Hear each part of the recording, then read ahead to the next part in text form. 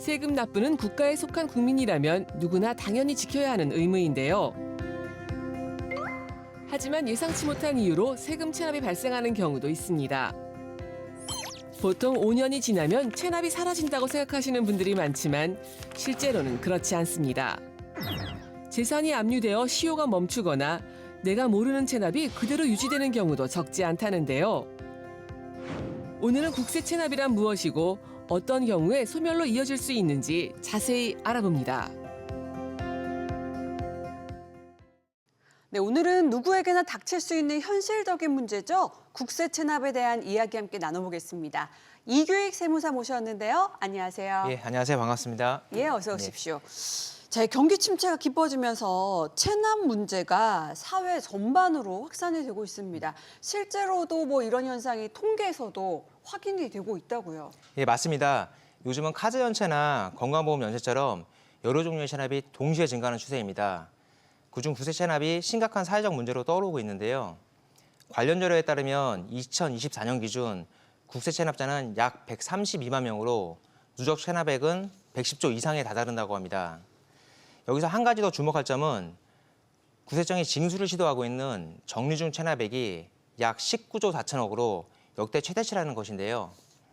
이 말은 단순히 고액 체납자뿐만 아니라 폐업한 자영업자나 매출이 급감한 소상공인 등이 증가하여 국세 체납이 전반적으로 늘어났다는 것을 의미하고 있습니다. 예, 국세 체납이라고 하면은 뭐 못 내고 있다 이런 상황을 말하는 걸까요? 예, 종합소득세, 부가가치세, 네. 양도소득세 등의 세금을 정해진 기한 안에 납부하지 못한 상황을 말합니다. 네, 최근에 이렇게 체납이 좀 폭발적으로 늘어나고 있는 이유를 뭐라고 보십니까? 예, 경기 침체 이유가 가장 큽니다. 더불어 최근 체납된 세금은 시간이 지나도 그냥 없어지지 않는다는 것을 대부분 모르시기 때문에 더 큰 문제입니다. 실제로는 압류나 독촉 같은 조치가 한 번만 있어도 소멸시효가 중단되기 때문에 5년이나 10년이 지나도 그대로 남아있는 경우가 대부분입니다. 시간이 지난다고 해서 세금이 사라지는 게 아니다 이런 말씀이신 거죠? 예, 그렇습니다. 국세기본법 제27조 국세징수권의 소멸시효를 살펴보면 국세의 징수를 목적으로 하는 국가의 권리는 이를 행사할 수 있을 때부터 다음 각호의 구분에 따른 기간 동안 행사하지 아니하면 시효가 완성된다고 규정하고 있습니다. 다만 여기서 중요한 부분이 있는데요. 이는 5년이 지나면 체납된 세금이 자동으로 소멸되지 않는다는 것입니다.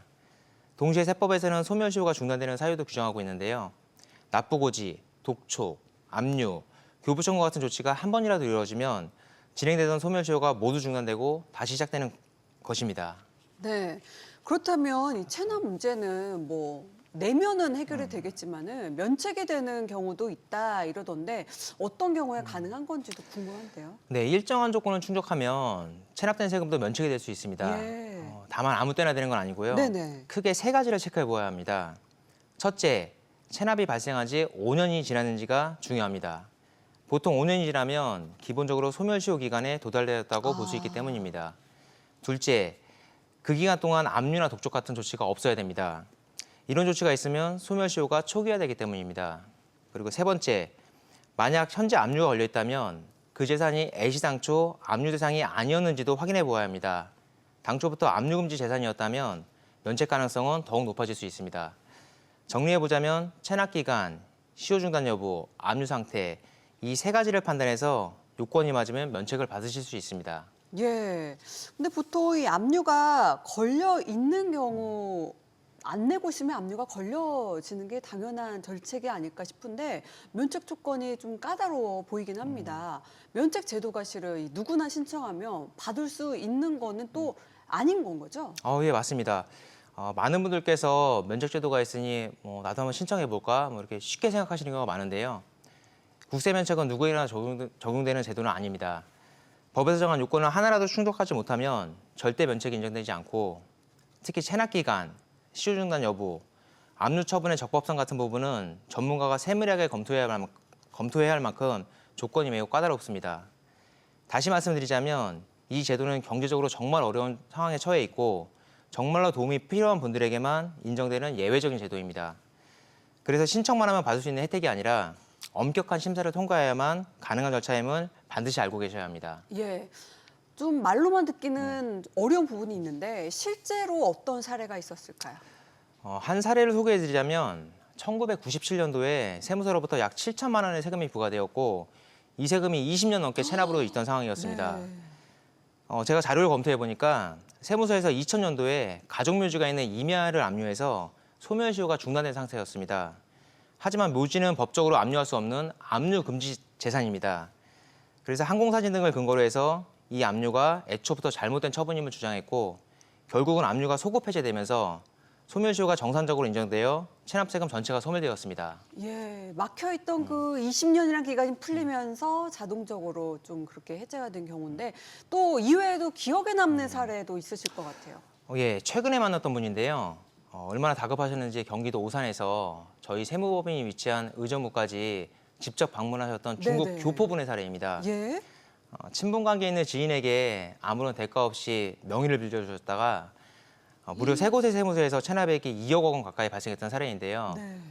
명의만 빌려준 것이라고 소송까지 진행했으나 결국은 패소하셨습니다. 아이고야. 제가 검토해 보니까 체납세금이 소멸되지 않는 사유가 거래처 매출채권에 압류가 되었기 때문인데요.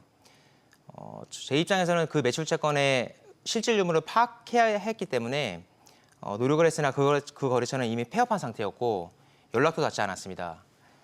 난처한 상황이긴 했지만 담당 조사관에게 민법상 상거래 매출채권의 시효 완성을 주장하며 국세 소멸시효가 완성되었다고 관련 자료를 제출하였습니다.